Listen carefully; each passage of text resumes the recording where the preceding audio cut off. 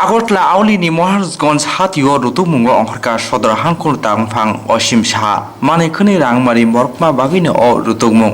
আগরতলা আউলিনি কুবাংমা হাতি রোগ সালব্রুম ব্রুম মানে খনি রাংমারি মরক তঙ্গ আওয়াই লুকুরক মানে খনি পাইনা সুগিয়া অঙ্গই থাঙ্গো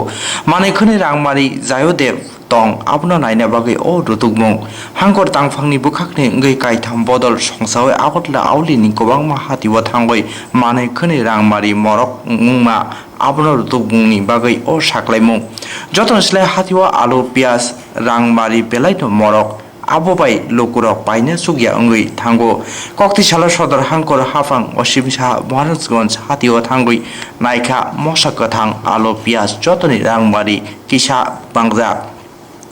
haste hafang fatar hasteni simi alo piaste kuboni mane khundi tobona wansung nahar tongo abobai hatio paini rok klai seke mane khundi pai manano thangnai talchar tei talchuku corona tongkhoni bagai hayong gana goi hasteni hatio bo hambia nukjaka loge loge kri borok rok tei samung tangoi chasanai mane khuni muikothong morokma bagai paina chugya ongui thangka aboni bagai no hangkar hafangni bukhakni ongui kubangma hatio bania soisi rang mario de phaljagoi tong aboni bukhak mokol kaisomoi tongo sodor hangkor tangfang osim saha saka mane khuni morokma bagai lokrok chungchalo klaina nangoi tongo paini rok soisi rang maribai pai manthun aboni bagai no joto hatio o rutukmung phainei salrogobo rutuk janai hwnei sawaikona rikha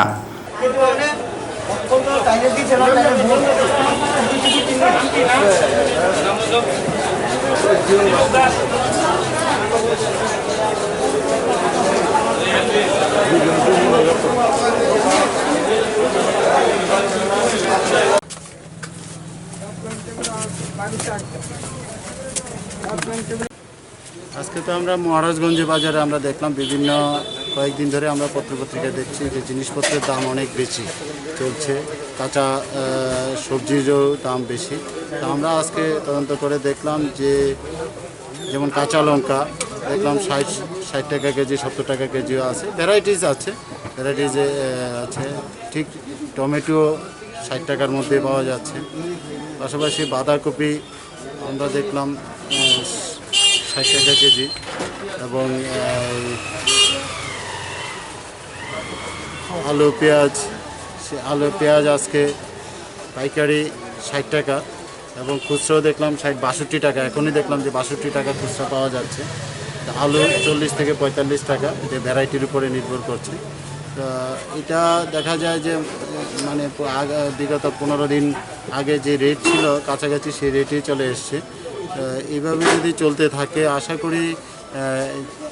আরও একটু কম হতে পারে কারণ government of India যেটা চেষ্টা করছে বাইরে থেকে ভুটান থেকে আলু আনার জন্য তো আলুটা এখানে সহজলভ্য হয়ে যাবে তো পেঁয়াজের এখন যা মজুদ দেখলাম যে প্রচুর পরিমাণে পেঁয়াজ মজুদ আছে এবং দোকানদাররা বলছেন যে বিক্রিও সেরকম হচ্ছে না মনে হয় পুজোর কয়েকটা দিনে হয়তো মানুষ একটু বেশি চিন্তাভাবনা করছিল যে আর একটা হলো আমি লকডাউনের পিরিয়ডেও আমি দেখেছি যে এখানকার একটা শ্রেণীর মানুষের মেন্টালিটি অন্যরকম যে যখন একটু দাম বেশি মনে হয় যেমন নাই যে নিজেরাই হোর্ডিং করার চেষ্টা করে যেখানে 250 লাগবে এখানে 2 কেজি নিয়ে যাচ্ছেন তো তাতে করে কি হয় দোকানদারদের মধ্যে একটা চাপ সৃষ্টি হয় বলে যে খুব বেশি বিক্রি হচ্ছে তখন তারা একটু সাহস পেয়ে যায় তো এই শ্রেণীর ক্রেতাদের জন্য কিন্তু সাধারণ মানুষ কষ্ট পায় এটা আমি বিগত এই 8-9 মাসে এই যে ট্রেন্ডটা আমি দেখছি আমি বলবো যে যাদের ক্রয় ক্ষমতা আছে তারা যাতে বাজারে এসে এই ফটকাবাজি না করেন যে জিনিসপত্রের অভাব কোথায়ও নেই প্রচুর পরিমাণে মজুদ আছে আলু পেঁয়াজ সবজি তো অ্যাভেলেবেল দেখেছেন যে সব জায়গায় সব কিছু অ্যাভেলেবেলই আছে আমি চাইবো যে ক্রেতারা হুট করে না কিনে বার্গেনিং করার সুযোগ আছে যেখানে কম আছে প্রচুর দোকানদার এক দোকানে একটা রেট আছে এটা আজকেও দেখেছে এক জায়গায় পেঁয়াজ 50 টাকা বলছে এই কাঁচা লঙ্কা 50 টাকা বলছে আরেক জায়গায় 60 টাকা বলছে জিজ্ঞাসা করলাম কেন বললো যে স্যার ভ্যারাইটি আছে একটা ভ্যারাইটি এক রকম তো ক্রেতা যদি একটু দেখে শুনে কিনেন আশা করি দাম ক্রয় ক্ষমতার মধ্যেই থাকবে আর এই সময়টার মধ্যে ওনারাও বলছেন যে স্যার ঘন ঘন বৃষ্টি হওয়ার কারণে ফসল নষ্ট হয়ে গেছে। আশা করছি যে আর কিছুদিন পরে এই যে বৃষ্টিটা যদি বন্ধ হয় তাহলে আবার এই যে শীতের সবজিটা পূর্ণমাত্রায় উঠবে এবং মানুষের কেনার ক্ষমতা অনেকটা সুযোগ হবে, যে ক্রয় ক্ষমতার মধ্যে চলে আসবে। এইটা আশা করছি। ফলের দোকানও আজকে আমি দেখলাম যে ফলের হয়তো পুজোর সময় একটু বেশি তাদের ভিড় থাকাতে দোকানদাররা হয়তো বা একটু বেশি কিনেছে কিনে জানি না, কিন্তু আজকে তো দেখলাম যে আপেল 100 টাকা 80 টাকার মধ্যে আপেল পাওয়া যাচ্ছে, 120 টাকা খুব ভালো আপেলটাকে বলছে। তো সেরকমভাবে মোসাম্বির 60 টাকা আলি, 70 টাকা আলি, এবং খুব বড় সাইজের উপরে নির্ভর করে সেটা 80 টাকা আলি বলছে। মাছের দোকানেও দেখলাম মাছও খুব রিজনেবলে আছে, যে মানে চিংড়ি মাছ বললো গলদা চিংড়ি যেটা 500 থেকে 600 টাকা, এরকম ছোটো মাছও 500 টাকার মধ্যে, যেগুলি বিগত দিনেও দেখেছিলাম যে এই রেটেই মোটামুটি থাকে। তা আশা করছি যে বাজার অনেকটাই নিয়ন্ত্রণে চলে এসছে, যে পুজোর দিনগুলির বাদ দিলে পরে এখন দেখলাম যে অনেকটাই স্বাভাবিক। অনেকের পাশাপাশি আমরা আজকে অনেকগুলি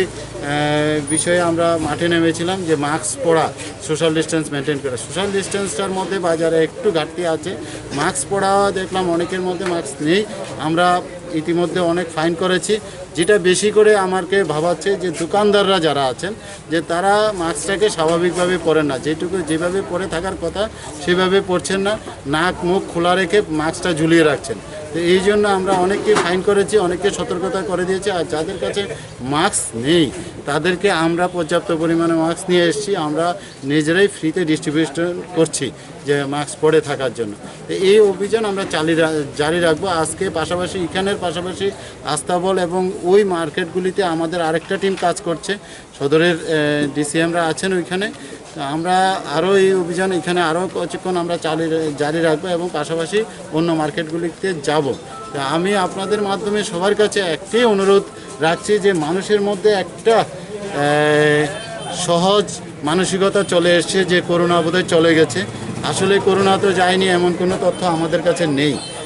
শুধু মানুষের মাঝখানে একটু সাবধানতা বেরিয়েছিল। আবার এই পুজোর দিনগুলিতে মনে হয় যেমন আমাদের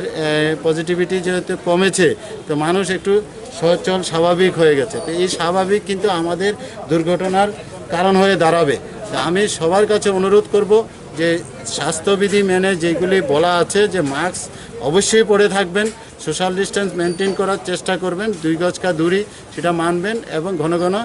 হাত স্যানিটাইজ অথবা সাবান দিয়ে হাত ধোবেন। এটা মানতে হবে। আর আমাদের স্বাভাবিক জীবন তো রাখতে হবে, কারণ আমরা যদি কাজকর্ম না করি তাহলে রোজগার হবে না, অর্থনৈতিক অবস্থা খুব খারাপ হয়ে যাবে। আমরা যদি এই 3টা জিনিসকে মেনেও আমরা কাজকর্ম করতে পারি, এমন কোনো অসুবিধা নেই। অন্তত মাস্ক তো 100% পরতে হবে, এবং পরা মানে কী, তা ভালোভাবেই পরা, যে নাক মুখ ঢেকে পরা এবং ভালো মাস্ক পরার জন্য চেষ্টা করব।